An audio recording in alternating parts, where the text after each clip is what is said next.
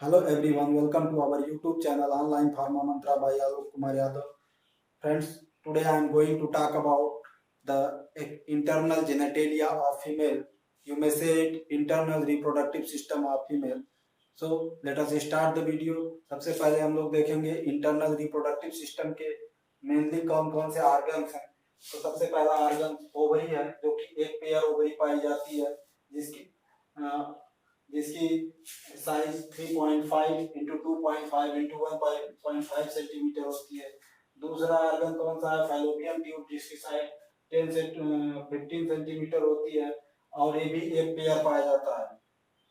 तीसरा का ऑर्गन कौन है? यूटरस, जो कि इन्वर्टेड टीयर से उल्टा नाशपाती के जैसे का स्ट्रक्चर होता है और इसकी लेंथ 7.5 सेंटीमीटर लॉन्ग और 5 सेंटीमीटर वाइड होती है. चौथी चीज आपको सर्विक्स देखेंगे. सर्विक्स में 2 to 3 सेंटीमीटर लॉन्ग सर्विक्स होती है. वजाइना 3 to 4 इंच लॉन्ग होती है. तो अब हम इन सारे पार्ट्स को इस डायग्राम के अंदर देखेंगे. ये डायग्राम आपका female reproductive system, female internal reproductive system का डायग्राम है. इसमें हम लोग देखेंगे ये सारे ऑर्गन्स कहाँ सिचुएट है और ये किस तरह से ओवम का फॉर्मेशन करते हैं और ओवम का फॉर्मेशन होने के बाद ओवम का फर्टिलाइजेशन कैसे करवाते हैं, फर्टिलाइज ओवम को एम्ब्रियो की कंडीशन में कैसे लेके जाते हैं और फीटस का डेवलपमेंट कैसे करवाते हैं, उसके बाद फाइनली चाइल्ड बर्थ कैसे होता है. ये सारी चीजें इस वीडियो में हम लोग देखेंगे. तो सबसे पहले ये देखेंगे कि ये आपका पहला ऑर्गन कौन सा है? ओवरी. ये ओवरी एक लिगामेंट से अटैच होता है. ये लिगामेंट आपका यूट्रस की वॉल से अटैच होता है और इस ओवरी को यहाँ पे लटकाए रखता है. तो दो ओवरी है, दोनों साइड ये लिगामेंट से अटैच होंगे अपने यूट्रस के वॉल से.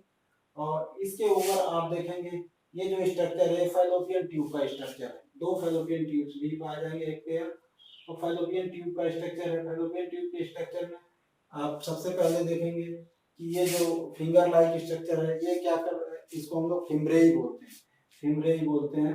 ये फिम्ब्रेई का काम होता है कि जब ओवम यहाँ से रिलीज हो, ओवरी से ओवम रिलीज हो तो उसे कैप्चर करने के लिए. दूसरा इनफंडिब्यूलम होता है, फनल लाइक स्ट्रक्चर. तीसरा एम्प्यूला होता है. एम्प्यूला यहीं पे ओवम और स्पर्म का फर्टिलाइजेशन होता है. और तीसरा स्टमस होता है. स्टमस में क्या होता है? स्टमस से नैरो शेप होता है. यहाँ पे ये ट्यूब थोड़ा पतला हो जाता है. इस पार्ट को हम लोग स्टमस बोलते हैं. तो ये हो गया फैलोपियन ट्यूब. इसके बाद यूट्रस के बारे में बात करते हैं. यूट्रस के अंदर 3 वॉल्स पाई जाती हैं. 3 walls found in the uterus: endometrium, myometrium और पेरीमेट्रियम. इंडोमेट्रियम जो होता है ये सबसे इंटरनल साइड में पाया जाता है. यूट्रस की वॉल होती है अंदर की तरफ. और इसके बाद मायोमेट्रियम जो होता है बीच वाला हिस्सा, स्पेस नहीं है, सॉरी, इसको हम बनाए नहीं है. ये आपका मायोमेट्रियम बीच वाली मसल, इसको स्मूथ मसल्स बोलते हैं. और पेरीमेट्रियम सबसे लास्ट मसल की जो लेयर है. तो ये यूट्रस की 3 वॉल्स हो गई. और यूट्रस किस टाइप का होता है? यूट्रस इन्वर्टेड टीयर शेप्ड का, उल्टा नाशपाती. देखिए नाशपाती को उल्टा कर दिया जाए तो इसी टाइप का यूट्रस जैसा ही दिखेगा. तो इसकी length 7.5 centimetre long and 5 centimetre wide होती है. अब इसके बाद अगले स्ट्रक्चर की तरफ चलेंगे जिसको हम लोग सर्विक्स बोलते हैं. सर्विक्स की लेंथ आपका 2 to 3 सेंटीमीटर लॉन्ग होती है. थर्ड सर्विक्स ये यूट्रस जहाँ खत्म होता है और वजाइना स्टार्ट होती है उसी के बीच में आपका ये सर्विक्स पाया जाता है. ये सर्विक्स का काम जब चाइल्ड बर्थ होती है उस टाइम सर्विक्स एक्सपेंड होकर काफी, अभी तो बहुत पतला दिखती है, लेकिन जब चाइल्ड बर्थ होती है तो उस टाइम में सर्विक्स काफी एक्सपेंड कर जाती है. और इसके बीच में जो है स्पेस, ट्यूब जैसा स्पेस दिख रहा है, इसको हम लोग सर्वाइकल कैनाल बोलते हैं. ओके. इसके नीचे वाला स्ट्रक्चर वजाइना होता है जो कि फाइब्रोमस्कुलर स्ट्रक्चर होता है. ये फाइब्रोमस्कुलर कैनाल जैसा यहाँ नीचे से लेके लंबा होता है. 3 से 4 इंच लॉन्ग इसकी साइज होती है, 3 से 4 इंच लॉन्ग. और इसके ऊपर नर्व्स और म्यूकस मेम्ब्रेन भी होती हैं इसकी लाइनिंग में लगी हुई साथ में. और इसका मेन फंक्शन क्या होता है, वजाइना का मेंस्ट्रुएशन करवाना। मेंस्ट्रुएशन के टाइम में जो ब्लीडिंग होगी ये आपका सर्विक्स और वजाइना के थ्रू ही बाहर आएगी। दूसरा इंटरकोर्स, इंटरकोर्स करते समय पेनिस यहीं रिसीव, पेनिस को रिसीव भी वजाइना ही करेगी। फिर तीसरा काम चाइल्ड बर्थ, चाइल्ड बर्थ के टाइम में यह वजाइना काफी एक्सपेंड होकर चाइल्ड बर्थ करवाती है, उसमें भी हेल्प करती है। अब ये आपके सारे पार्ट्स हो गए। अब हम इनके बारे में देखेंगे, इनका फिजियोलॉजी क्या है, कैसे काम करते हैं। तो सबसे पहले ओवरी में चलते हैं। ओवरी में आपको बता दें कि एक फीमेल के अंदर at the time of birth 2 million eggs पाए जाते हैं। एक फीमेल की ओवरी में बर्थ के टाइम पे ही 2 मिलियन के आसपास एग्स पाए जाते हैं। जबकि इसका अपोजिट मेल के केस में क्या होता है कि मेल में स्पर्म का फॉर्मेशन तब होता है जब वो प्यूबर्टी की एज गेन कर लेते हैं, प्यूबर्टी की स्टेज में आ जाते हैं, तब जाके उनमें स्पर्म का फॉर्मेशन होता है। बट फीमेल में जन्म से ही उनके अंदर एक्स का फॉर्मेशन होता है और लगभग जन्म के दौरान उनका 2 मिलियन एक्स होते हैं। और ये एक्स लेकिन इमेच्योर होते हैं, ये एक्स मेच्योर होते हैं। ये एक्स मेच्योर कब होते हैं, जब 10 to 12 ईयर या 10 to 14 ईयर जब वो प्यूबर्टी गेन करती हैं, तब ये एक्स मेच्योर होना शुरू करते हैं। प्यूबर्टी गेन करेंगी फीमेल में, प्यूबर्टी 10 से लेके 12 साल के बीच में प्यूबर्टी गेन कर लेती हैं, या कोई फीमेल 13 मैक्सिमम 14 तक जाती है। तो ये प्यूबर्टी की गेन करने की स्टेज में इसमें एक्स का फॉर्मेशन होता है, तो एक्स मेच्योर होते हैं। तो बर्थ टाइम में ये क्या होता है कि ये एक्स इमेच्योर होते हैं, जो कि एक फॉलिकल से आपको कवरिंग दिया हुआ है। 10 से 12 साल की एज में जब ये मेच्योर होंगे तो ये फॉलिकल टूटेंगे और फॉलिकल टूटने के बाद ये मेच्योर एक्स या जिन्हें हम ओवम बोलते हैं, ये ओवम यहाँ से रिलीज हो जाएंगे। रिलीज होंगे तो कहाँ रिलीज होंगे, देखिए ये ओवम यहाँ से रिलीज होंगे फैलोपियन ट्यूब के लिए। ओके, तो ये ओवम रिलीज हो गए। रिलीज होने के बाद यहाँ पे जो कुछ इसका पार्ट बच गया है वह कार्पस ल्यूटियम बना लेता है। तो क्या बना लेता है, कार्पस ल्यूटियम। और ये कार्पस ल्यूटियम क्या करता है, प्रोजेस्टेरॉन का सिक्रीशन करता है। प्रोजेस्टेरॉन एक फीमेल सेक्स हार्मोन है, जिसको हम लोग प्रेगनेंसी हार्मोन्स के नाम से भी जानते हैं।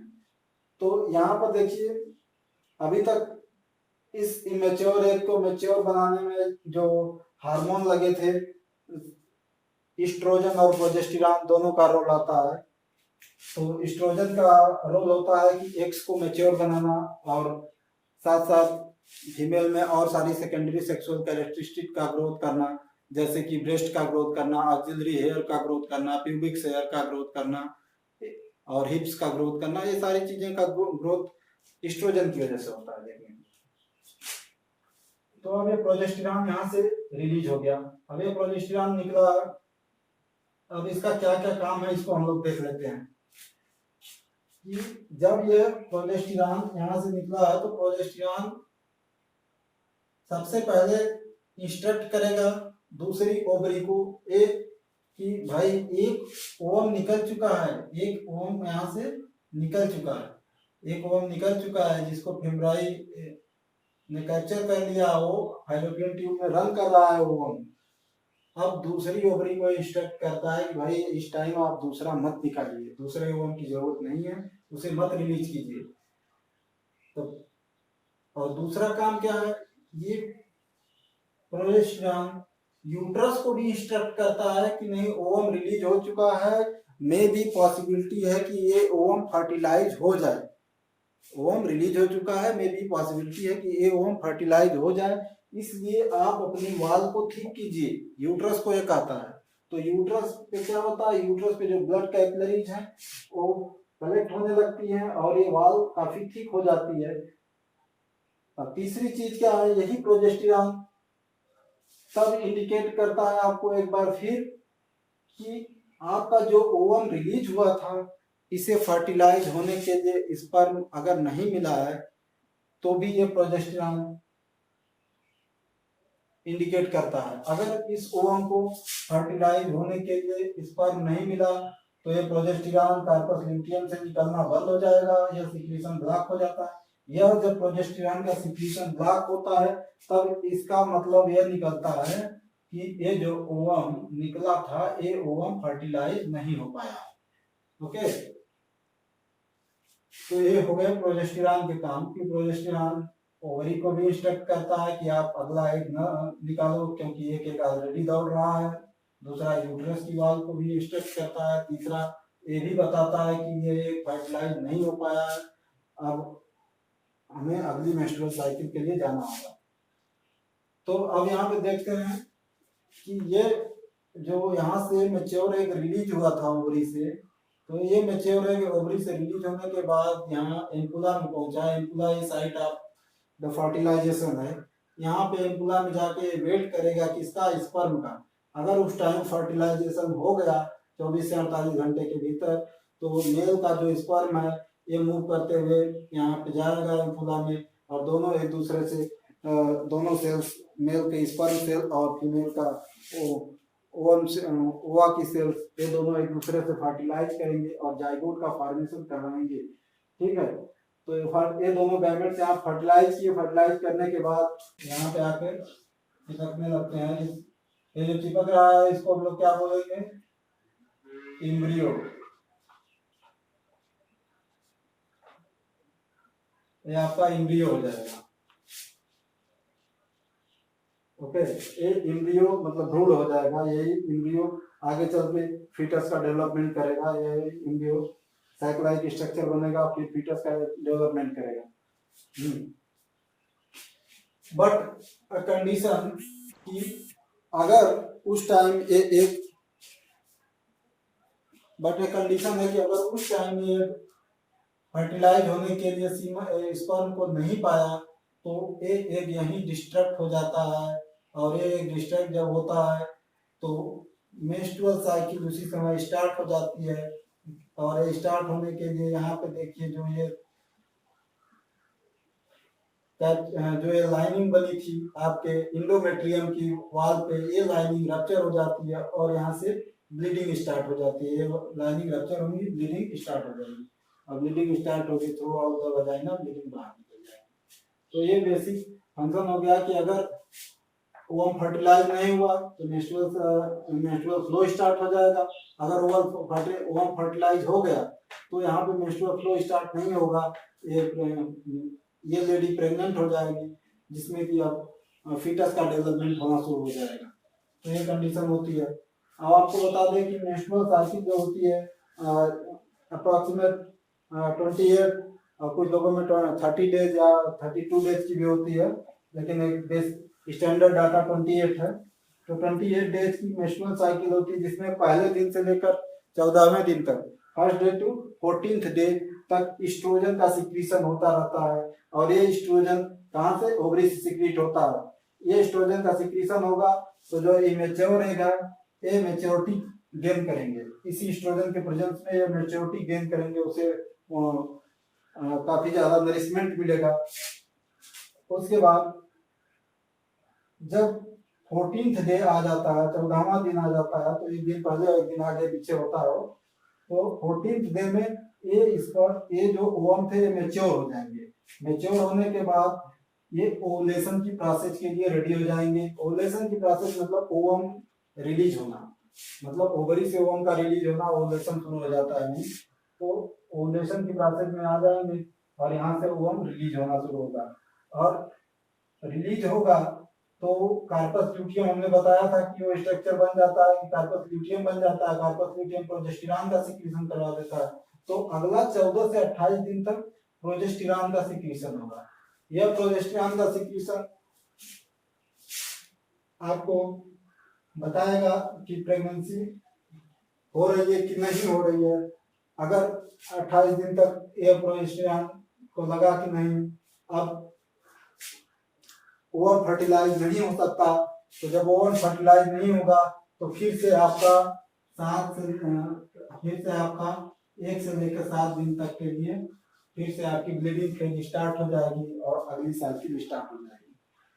तो ये होता है कि जनरल में क्या होता है, इसको हम लोग डिस्कस किए हैं। अभी हम मेंस्ट्रुअल साइकिल के लिए अगले वीडियो में हम लोग देखेंगे अच्छे से। तो अभी एक मेंस्ट्रुअल साइकिल का सिर्फ ओवरलुक था ये।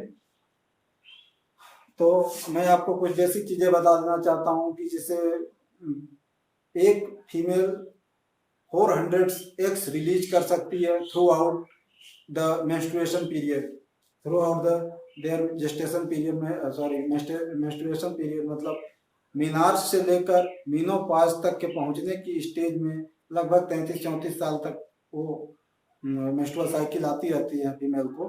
तो उस 33-34 साल में वो फीमेल लगभग 400 एग्स रिलीज कर सकती है। मतलब 400 एग्स यहाँ ओवरी से रिलीज होंगे, फैलोपियन ट्यूब में जाएंगे। बट इस बात का ध्यान रखिएगा, एक मंथ में एक तरफ से एक ही एग रिलीज होगा और फिर दूसरे मंथ में और जब ये एग रिलीज होगा तब ये शांत बैठा रहेगा, तब इधर वाला शांत बैठा रहेगा। अगले मंथ का वेट करेगा, अगले मंथ ये जब रिलीज करेगा तो ये वाला शांत बैठा रहेगा।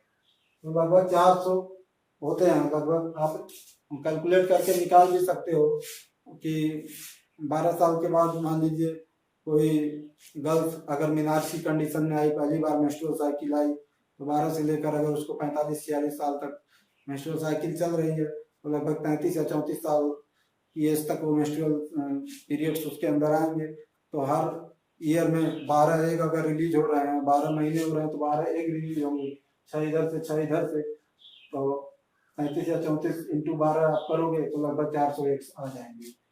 तो आप ये समझ लीजिए कि 400 एग्स ये सारे 400 एग्स फर्टाइल होने के कैपेबल होते हैं। तो आई थिंक आज का वीडियो आपको समझ में आया होगा। समझ में आया हो तो लाइक और शेयर जरूर करें। Thank you, have a nice day.